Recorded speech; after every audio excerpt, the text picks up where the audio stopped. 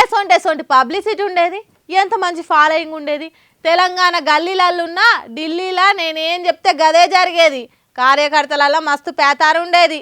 కానీ మా బతుకులు లక్ష్మీ సినిమాల శకుంతల దగ్గర అప్పు తీసుకున్న వేణుమాధవ్ తీరుగా అయింది అని మస్తు బాధపడుతున్నారట కాంగ్రెస్ పార్టీ లీడర్లు. వాళ్ళు ఎందుకు ఫీల్ అవుతున్నారు, వాళ్ళకి గంత బాధలు ఏమొచ్చినాయి అనేది ఒకసారి తెలుసుకుందాం పాండ్రి. ముందొచ్చిన చెవుల కంటే వెనుకొచ్చిన కొమ్ములే కొచ్చేటి అన్నట్టు చేస్తున్నారట కాంగ్రెస్ పార్టీల సీనియర్లు. పదవులను దక్కనిస్తలేరు, పరపతి వెరగనిస్తలేరట.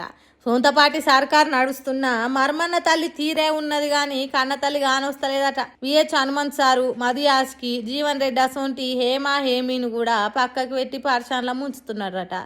ఎమ్మెల్సీ పదవో రాజ్యసభ పదవో దక్కుతుందని ఆశపడితే ఒంటె పెదవులకు నాకెదురు చూసినట్టే అవుతున్నదట.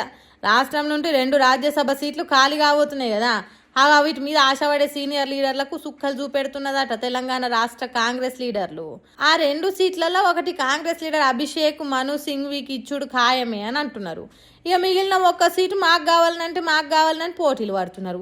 జీవన్ రెడ్డి, వి హనుమంతరావు, జగ్గారెడ్డి, మధుయాష్కి గౌడు, కోదండరెడ్డి అసొంటోళ్ళు హైకమాండ్ దగ్గరికి చేరి ఫైరోగలు చేస్తున్నారు.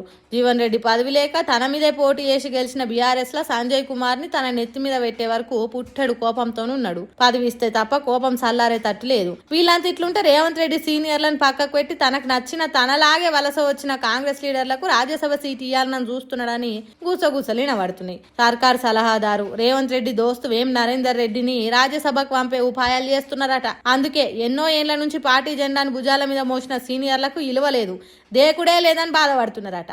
ఆయనోళ్ళకు ఆకులల్ల పెట్టి కానోళ్లకు కంచాల వాట్లు చేస్తే పార్టీ కోసం ఏం చేసిన త్యాగానికి ఇలువ ఎక్కడిది, ఇదెక్కడి న్యాయం అన్నట్టు గుర్రు మీద ఉన్నారనే గూసగూసలు కూడా వినబడుతున్నాయట.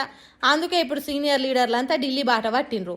మళ్ళా సర్కారు వచ్చిన తర్వాత చూసుకుందాం కానీ ఇప్పుడైతే రాజ్యసభ సీటు కావాలి, దీపం ఉన్నప్పుడే ఇల్లు చదువుకోవాలన్నట్టు చేస్తున్నారట.